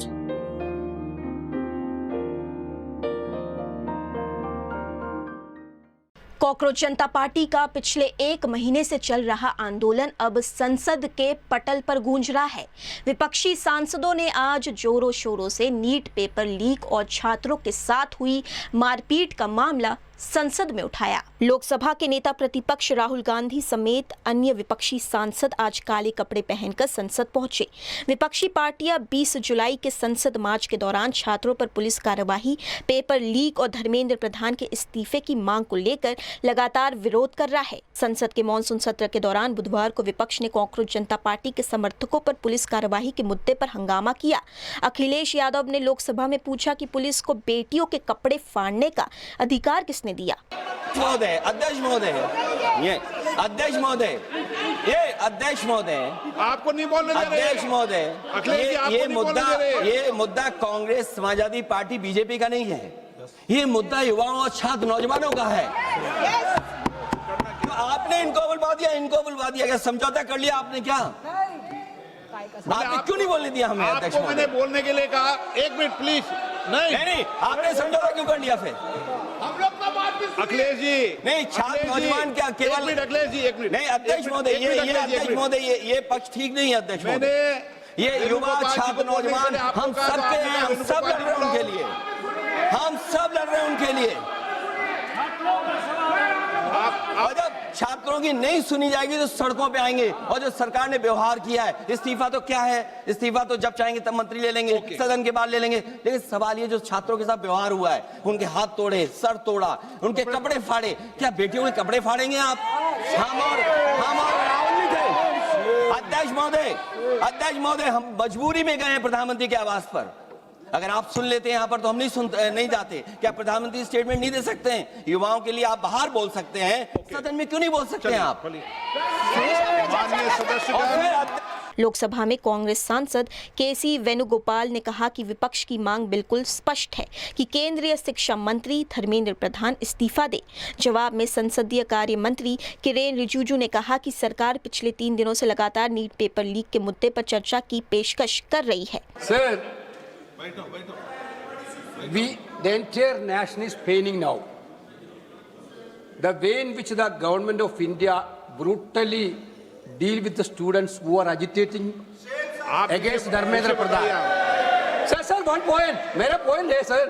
आप तो बताइए, आप चर्चा चाहते हैं? Entire opposition, सरकार चर्चा को तैयार है। सर, आप पूरी चर्चा में बोलना ना, वेणुगोपाल जी, आप जितना समय चाहोगे बोलेंगे हम पूरी चर्चा में बोलेंगे सर। हम चाहता है हम सर, हमारा डिमांड वेरी क्लियर है। Education minister should be resign. आप चर्चा में if you accept adjournment motion 3 दिनों से सरकार की ओर से हमने ऑफर किया हुआ है। मैं औपचारिक तौर पर आज फिर माननीय स्पीकर महोदय आपके साथ से, अब सुनिए ना, आपने बात कहा है तो सुनिए ना। सरकार नीट पेपर लीक का चर्चा के लिए पूरी तरह से तैयार है और हमने पहले दिन से कहा है, जब चर्चा होती है तो किसी नियम के तहत होना पड़ता है और इसका व्यवस्था बनाना पड़ता है। मैं अनुरोध करता हूं कि चर्चा कब होना है, चर्चा का ड्यूरेशन, कितना लंबा चर्चा होना है और किस नियम के तहत होना है। माननीय स्पीकर महोदय, सारे पार्टी के फ्लोर लीडर से बातचीत करके इसका निर्णय किया जाए। सरकार पूरी तरह से नीट पेपर लीक पे चर्चा करने के तैयार है और इस देश के युवाओं को भविष्य के लिए हम सब मिलकर के एक सार्थक चर्चा हो, ये सरकार चाहती है। हंगामे के चलते लोकसभा की कार्यवाही सुबह 11 बजे शुरू होने के 1 मिनट बाद ही स्थगित हो गई। दोपहर 12 बजे सदन दोबारा शुरू हुआ, लेकिन करीब 5 मिनट बाद फिर से दोपहर 2 बजे तक स्थगित करना पड़ा। राज्यसभा की कार्यवाही भी 2 बजे तक स्थगित कर दी गई।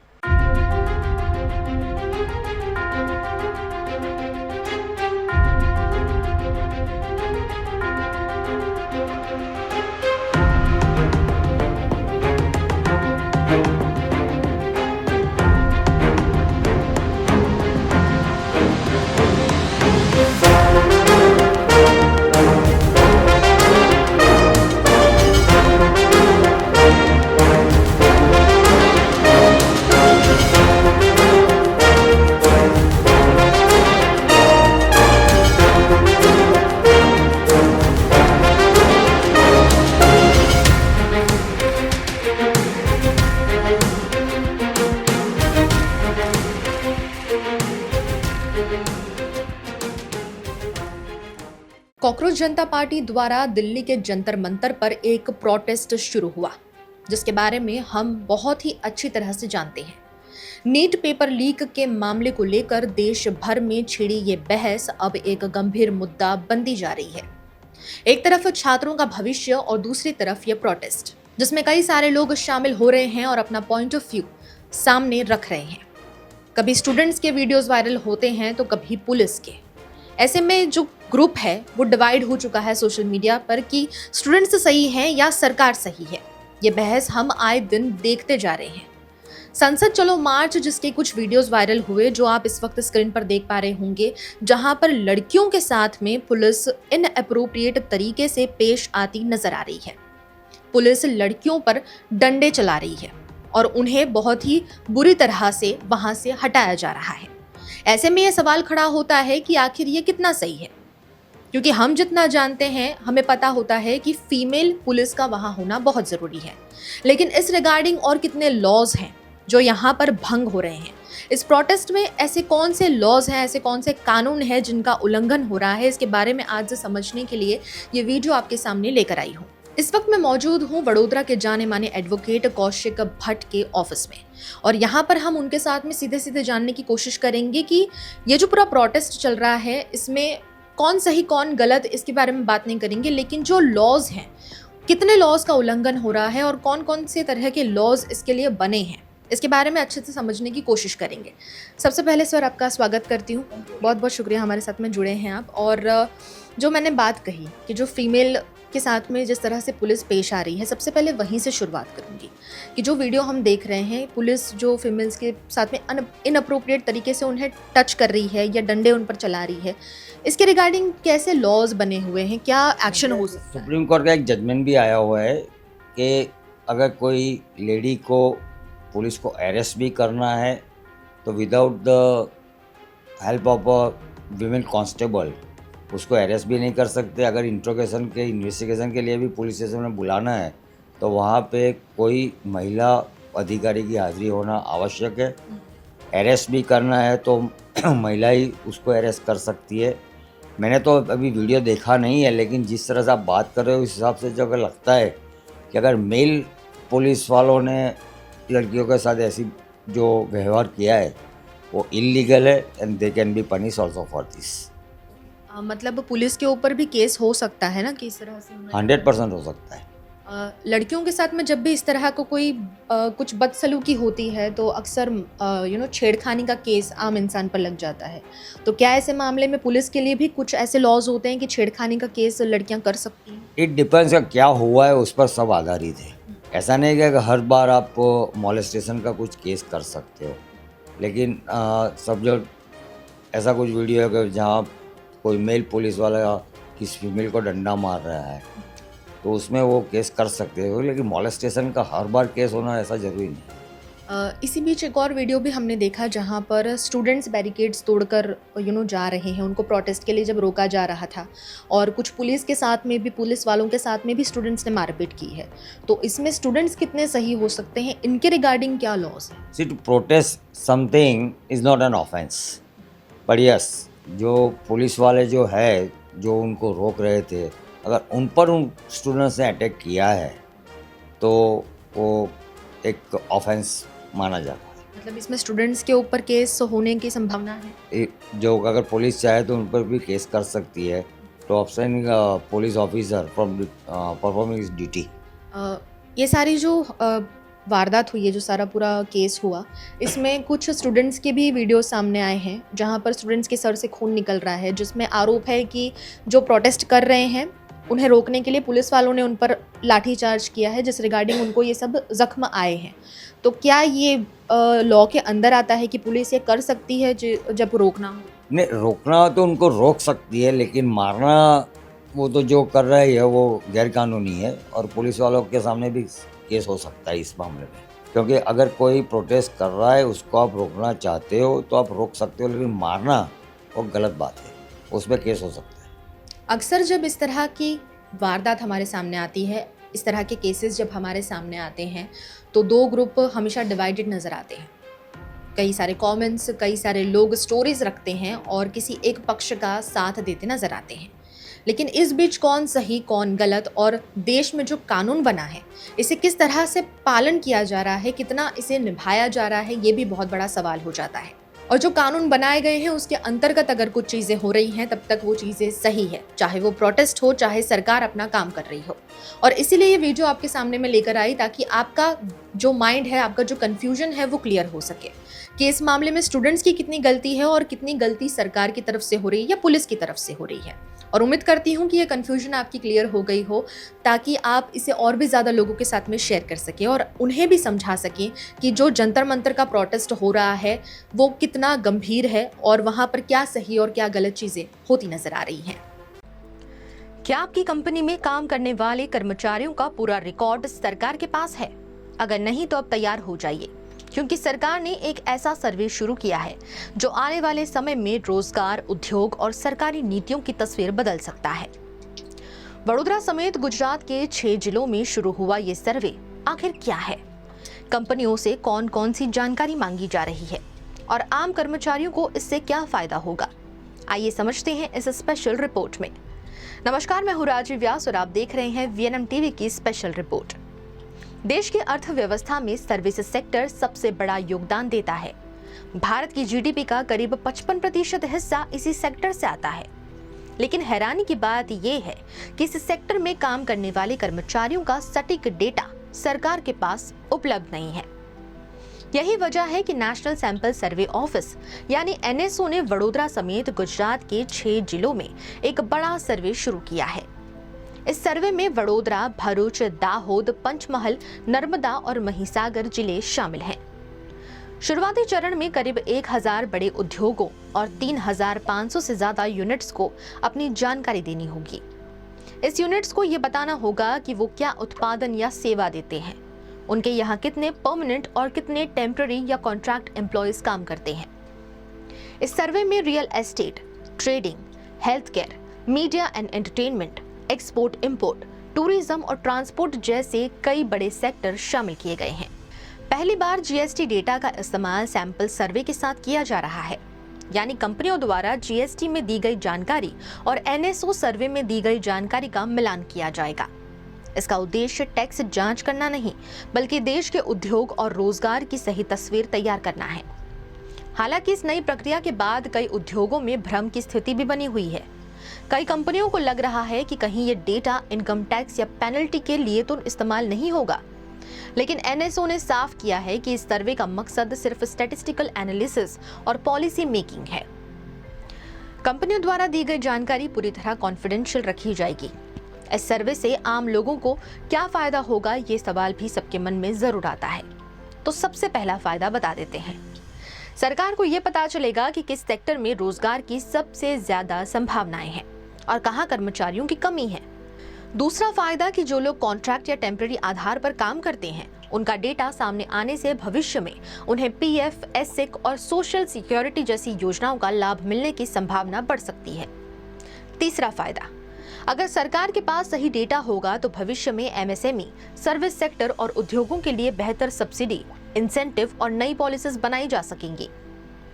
कंपनियों से और क्या जानकारी मांगी जा रही है, तो NSO सिर्फ कर्मचारियों की संख्या ही नहीं पूछ रहा, बल्कि कंपनियों के रजिस्ट्रेशन, बिजली की खपत, कैपिटल आउटपुट रेशियो और अन्य जरूरी व्यवसायिक जानकारियां भी मांगी जा रही हैं। हालांकि पूरी बैलेंस शीट जमा करने की जरूरत नहीं है, मुख्य रूप से कारोबार और सर्विस ट्रेड से जुड़ी जानकारी मांगी जा रही है। उद्योगों की शंकाओं को दूर करने के लिए वाणिज्य भवन में एक विशेष गाइडेंस प्रोग्राम भी आयोजित किया जा रहा है। इस कार्यक्रम में NSO के अधिकारी उद्योग प्रतिनिधियों को बताएंगे कि ये सर्वे क्यों किया जा रहा है, कौन सी जानकारी देनी है और डेटा का उपयोग किस उद्देश्य से होगा। ये सर्वे सिर्फ आंकड़े जुटाने की प्रक्रिया नहीं है, बल्कि आने वाले समय में रोजगार, उद्योग और आर्थिक नीतियों की दिशा तय करने वाला एक महत्वपूर्ण कदम माना जा रहा है। अब देखना होगा कि इस सर्वे से मिलने वाला डेटा सरकार की नई नीतियों और रोजगार के अवसरों को किस तरह प्रभावित करता है। आपका इस सर्वे पर क्या कहना है? क्या इससे रोजगार बढ़ेगा और कर्मचारियों को बेहतर सुविधाएं मिलेंगी? अपनी राय हमें कमेंट बॉक्स में जरूर बताएं और इसी तरह की स्पेशल रिपोर्ट को देखने के लिए VNM टीवी से जरूर जुड़े रहें। क्या आपके घर के बाहर भी बारिश के बाद गटर का पानी भर जाता है? क्या आपने भी कभी ड्रेनेज की शिकायत की है लेकिन समाधान नहीं मिला? अगर हाँ, तो ये रिपोर्ट आपके लिए है, क्योंकि वडोदरा में ड्रेनेज की समस्या अब सिर्फ लोगों की परेशानी नहीं, बल्कि कॉरपोरेशन की सबसे बड़ी चुनौती बन चुकी है। नमस्कार, मैं हूं राजवी व्यास और आप देख रहे हैं VNM टीवी की स्पेशल रिपोर्ट। वडोदरा शहर में हर साल लाखों लोग कॉरपोरेशन में अपनी शिकायत दर्ज कराते हैं, लेकिन अब जो आंकड़े सामने आए हैं, उन्होंने खुद महानगर पालिका की चिंता बढ़ा दी है। म्युनिसिपल कमिश्नर की अध्यक्षता में हुई एनुअल रिव्यू मीटिंग में पता चला कि शहर में सबसे ज्यादा शिकायतें ड्रेनेज और स्टॉर्म ड्रेन सिस्टम को लेकर हैं। पूरे शहर में एक साल में 1,25,672 शिकायतें दर्ज हुई। इनमें सबसे ज्यादा शिकायतें वेस्ट जोन से आई, जहां 41,502 शिकायतें दर्ज हुई। इसके बाद ईस्ट जोन में 39,530, नॉर्थ जोन में 25,230 और साउथ जोन में 19,410 शिकायतें दर्ज की गई। अगर शिकायतों की कैटेगरी देखें तो सबसे ऊपर है ड्रेनेज और स्टॉर्म ड्रेन, जिसकी 48,950 शिकायतें दर्ज हुई हैं। इसके बाद पानी की सप्लाई, सफाई व्यवस्था, स्ट्रीट लाइट और रोड फुटपाथ से जुड़ी शिकायतें सामने आई। सबसे चौंकाने वाली बात यह है कि शहर के सिर्फ 6 वार्ड, पूर्व के वार्ड 5, 6 और 14 और पश्चिम के वार्ड 10, 11 और 12 से ही ड्रेनेज की करीब 42% शिकायतें आई हैं। यानी शहर का एक बड़ा हिस्सा आज भी गटर और ड्रेनेज की समस्या से जूझ रहा है। अगर वार्ड वाइज बात करें तो वार्ड नंबर 14 सबसे ज्यादा प्रभावित रहा, जहां 10,217 शिकायतें दर्ज हुई। इसके बाद वार्ड 11 में 9,560, वार्ड 6 में 9,256 वार्ड और वार्ड नंबर 10 में 9,031, वार्ड नंबर 5 में 8,348 और वार्ड नंबर 4 में 8,236 शिकायतें दर्ज हुई। इन आंकड़ों को देखकर म्युनिसिपल कमिश्नर ने अधिकारियों पर नाराजगी जताई और साफ निर्देश दिए कि पीने के पानी और ड्रेनेज जैसी बेसिक पब्लिक सर्विसेज में किसी भी तरह की लापरवाही बर्दाश्त नहीं की जाएगी। साथ ही ये भी कहा गया कि जिन अधिकारियों की वजह से काम में देरी होगी, उनके खिलाफ सख्त कार्यवाही की जाएगी। इस रिव्यू मीटिंग में एक बड़ा फैसला भी लिया गया। अभी तक पानी, ड्रेनेज और रोड से जुड़े कामों के लिए चारों जोन में 329 अलग अलग कॉन्ट्रैक्ट्स थे। अब इन्हें घटाकर सिर्फ 50 कॉन्ट्रैक्ट्स करने की तैयारी है। इसका मतलब यह है कि अब एक ही कॉन्ट्रैक्टर किसी एक विभाग के सभी संबंधित कामों की जिम्मेदारी संभालेगा। जैसे रोड का कॉन्ट्रैक्टर सड़क बनाना, गड्ढे भरना और मरम्मत का काम करेगा, वहीं पानी और ड्रेनेज का कॉन्ट्रैक्टर नई पाइपलाइन, मरम्मत, चैम्बर और स्टॉर्म ड्रेन से जुड़े सभी काम करेगा। कॉर्पोरेशन का मानना है कि इससे अलग अलग कॉन्ट्रैक्टर्स के बीच कोऑर्डिनेशन की समस्या कम होगी और काम तेजी से पूरा हो सकेगा। अब सबसे बड़ा सवाल यही है कि क्या सिर्फ रिव्यू मीटिंग और नए आदेशों से शहर की वर्षों पुरानी ड्रेनेज समस्या खत्म हो जाएगी, या फिर इस बार ग्राउंड लेवल पर भी लोगों को वास्तविक बदलाव देखने को मिलेगा। अपनी राय हमें कमेंट बॉक्स में जरूर शेयर करके बताइए और ऐसी ही स्पेशल रिपोर्ट्स को देखते रहने के लिए जुड़े रहिए VNM टीवी के साथ। वडोदरा, सिर्फ 2 घंटे की बारिश और पूरा शहर थम गया। कहीं सड़कें नदी बन गई, कहीं अंडरपास पानी में डूब गए, तो कहीं ऑफिस से लौट रहे लोग घंटों ट्रैफिक जाम में फंस गए। सवाल ये है कि अगर हर बारिश में शहर का यही हाल होना है, तो आखिर अरबों रुपए के विकास कार्य जमीन पर दिखाई क्यों नहीं दे रहे? येलो अलर्ट के बीच मंगलवार शाम वडोदरा में हुई महज 2 घंटे की तेज बारिश ने एक बार फिर से शहर की तैयारियों की पोल खोल दी है। करीब 1.5 इंच बारिश ने पूरे शहर को तरबतर कर दिया। जहां एक तरफ लोगों को गर्मी और उमस से राहत मिली और मौसम हिल स्टेशन जैसा सुहाना हो गया, वहीं दूसरी ओर शहर की सड़कें पानी से लबालब भर गई। कई अंडरपास डूब गए और जगह जगह लंबा ट्रैफिक जाम देखने को मिला। ऑफिस, फैक्ट्री और दुकानों से घर लौट रहे हजारों लोग घंटों तक सड़कों पर फंसे रहे। कई इलाकों में वाहन रेंगते नजर आए, तो कई जगह लोगों को बारिश में भीगकर ही घर पहुंचना पड़ा। बरसात शुरू होते ही पुराने Padra road, Chakli circle, Ambedkar circle, Genda circle, Fatehganj, Amitnagar, Natubhai circle, Tarsali, Alkapuri road, MG road, Char Darwaja, Raopura, राजमहल रोड, बाघोड़िया चौकड़ी, आजवा चौकड़ी, सुसैन सर्कल, अक्षर चौक, समाज छानी, गोरवा, अटलादरा और भाईली समेत शहर के कई प्रमुख मार्गों पर लंबा ट्रैफिक जाम लग गया। कई किलोमीटर तक वाहनों की कतारें दिखाई दी। तेज बारिश के कारण रेलवे अंडरपास और निचले इलाकों में पानी भरने लगा। चार दरवाजा, सलाटवाड़ा, नागरवाड़ा, नवापुरा, बापोद, आजवा रोड और कई अन्य इलाकों में ड्रेनेज लाइनें भी उफनाने लगी। रेलवे स्टेशन के अंडरपास में पानी भर जाने से लोगों को भारी परेशानी का सामना करना पड़ा। बारिश के बीच एक और घटना ने लोगों की चिंता बढ़ा दी। भूतड़ी झापा स्थित वडोदरा महानगर पालिका के वेकल पुल कार्यालय की करीब 12 से 15 फीट ऊंची दीवार अचानक भरा कर गिर गई। दीवार के पीछे रिहायशी इलाकों में अफरा तफरी मच गई। राहत की बात तो ये रही कि इस हादसे में कोई जनहानि नहीं हुई, लेकिन इस घटना ने नगर निगम की जर्जर संरचनाओं और उनके रखरखाव पर गंभीर सवाल खड़े कर दिए हैं।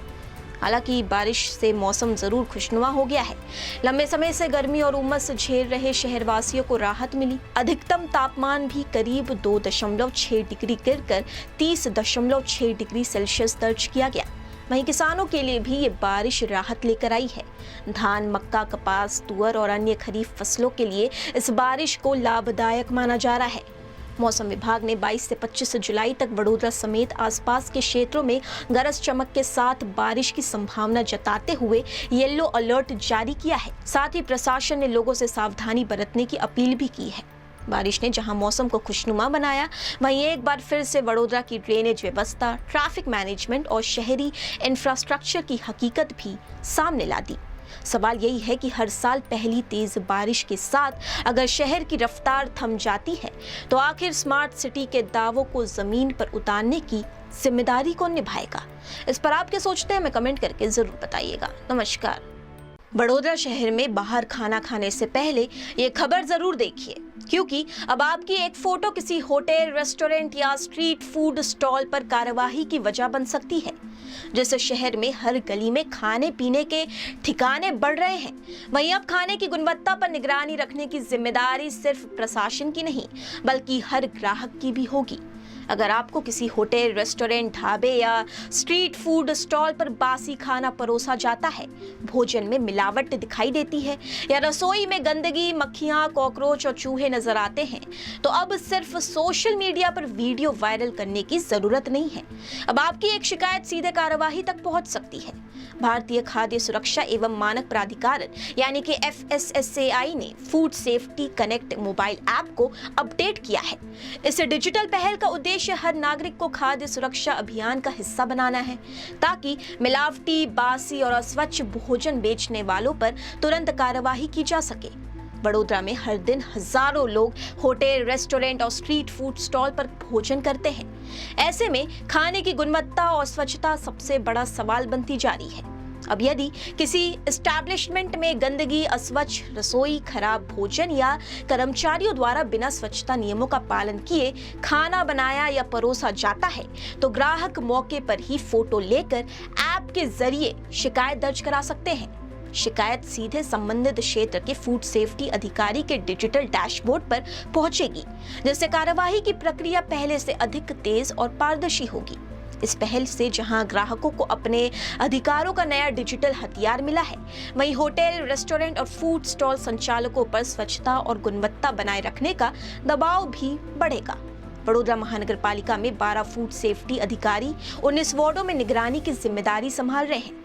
अधिकारी नियमित रूप से खाद्य एस्टैब्लिशमेंट की जांच कर नमूने लेते हैं। इसके अलावा नागरिक VMC के toll free number 18002330 email, WhatsApp या लिखित आवेदन के माध्यम से भी शिकायत दर्ज करा सकते हैं। प्रभारी स्वास्थ्य अधिकारी डॉक्टर मुकेश वेद के अनुसार यदि जांच में किसी खाद्य पदार्थ का नमूना असुरक्षित पाया जाता है, तो संबंधित व्यापारी के खिलाफ म्युनिसिपल कोर्ट में शिकायत दर्ज की जाती है। वहीं सब स्टैंडर्ड पाए जाने पर RSSE कोर्ट में मामला दर्ज किया जाता है। अब सवाल सिर्फ इतना नहीं है कि प्रशासन कितनी कार्यवाही करेगा, बल्कि ये भी है कि क्या वडोदरा के नागरिक इस नई सुविधा का उपयोग कर शहर में सुरक्षित और स्वच्छ भोजन की संस्कृति को मजबूत बनाने में अपनी जिम्मेदारी निभाएंगे।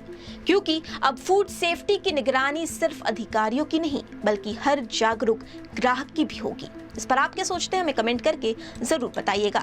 गुजरात के वडोदरा की पारुल यूनिवर्सिटी ने अंतर्राष्ट्रीय शिक्षा और सांस्कृतिक सहयोग की दिशा में एक और महत्वपूर्ण कदम बढ़ाया है। यूनिवर्सिटी के फ्लैगशिप इंटरनेशनल एक्सचेंज प्रोग्राम के तहत कई देशों के युवा भारत पहुंचे हैं। वडोदरा की पारुल यूनिवर्सिटी ने अपने इंटरनेशनल एक्सचेंज प्रोग्राम के माध्यम से दुनिया के 22 देशों के 151 छात्रों और रिसर्चर का स्वागत किया। थाईलैंड, फ्रांस, स्विट्जरलैंड, रूस, जर्मनी, यूनाइटेड किंगडम समेत कई देशों से आए प्रतिभागी 2 सप्ताह से 6 महीने तक चलने वाले विभिन्न शैक्षणिक और रिसर्च कार्यक्रमों में शामिल होंगे। And we have been doing this program for 10 years, and it's about two things. It's about entrepreneurship and it's about intercultural experience.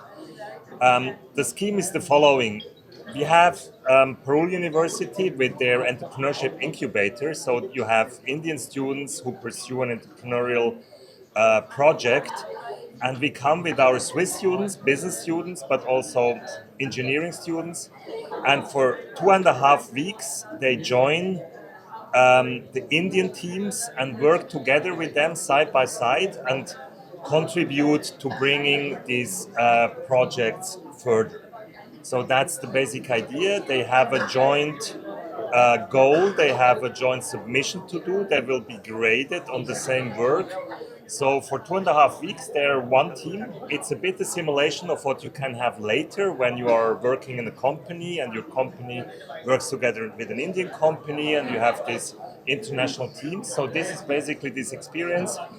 And our Swiss students experience entrepreneurship, entrepreneurial power of Indian students. They also experience a different type of market, an emerging market, which is in some aspects very different from our market, just the growth rates and the sheer size. Then they experience the challenges, but also the joy of working together with people from another culture. So there are differences in communication, there's differences in attitude, all these. And so in these 2.5 weeks, they have to figure out how it works, how they can find the common ground, how they can work together towards a joint goal. And I think it's a very valuable experience for the Swiss students, and we always get the feedback that also for the Indian students it's a challenging experience to work together with a team from Europe.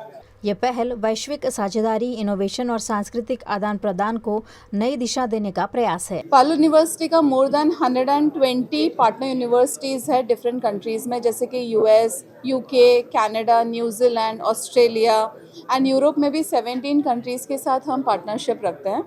पिछले महीने से यानी जून से लेके अक्टूबर तक 22 different programmes का organisation होने वाला है, जिसमें 24 कंट्रीज से 151 पार्टिसिपेंट्स हिस्सा लेंगे, जिसमें 70 international students and more than 81 professors participate करेंगे। डिफरेंट टाइप ऑफ प्रोग्राम्स हमने ऑर्गेनाइज किया है, जैसे कि ईप है, YEP is young entrepreneurship exchange project, जो हम Bern University of Applied Sciences Switzerland के साथ करते हैं। वो पर्टिकुलरली स्टार्टअप कल्चर और बिजनेस आइडियाज़ के ऊपर बेस्ड है, और Bern University of Applied Sciences के साथ हम पिछले 9 साल से ये प्रोग्राम लगातार करते आ रहे हैं। एंड बाइलैटरल एक्सचेंज होता है, जिसमें स्विट्ज़रलैंड के स्टूडेंट्स पारुल यूनिवर्सिटी में आते हैं 2.5 हफ्ते के लिए, और उसी तरीके से पारुल यूनिवर्सिटी के students Switzerland burn University of Applied sciences में जाते हैं 2 हफ्तों के लिए। इसके अलावा बहुत सारे अलग और प्रोग्राम्स हैं जिसके पार्टिसिपेंट्स ये रूम में हैं प्रेस कॉन्फ्रेंस के लिए, जैसे कि PhD scholar program, international internship program, visiting professor program, Indian summer school on sustainability and practices, international week, and एक यूनिक प्रोग्राम है जो अगले महीने हम लॉन्च कर रहे हैं, जिसको आयुर्वेदिक प्रैक्टिशनर्स प्रोग्राम है, जिसमें 24 पार्टिसिपेंट्स पोलैंड से पारुल यूनिवर्सिटी में 3 वीक्स के लिए पार्टिसिपेट करेंगे, और भारत की जो डिस्टिंक्ट आयुर्वेदिक कल्चर है उसका वो पूरा ज्ञान लेंगे, और इमर्जन कल्चरल इमर्जन भी होगा। VNM न्यूज़ में आप देख रहे हैं खबरें दिन भर की। VNM टीवी की सारी खबरें, शोज और अपडेट्स आप यूट्यूब, फेसबुक, इंस्टाग्राम के अलावा OTT प्लेटफॉर्म पर लाइव देख सकते हैं।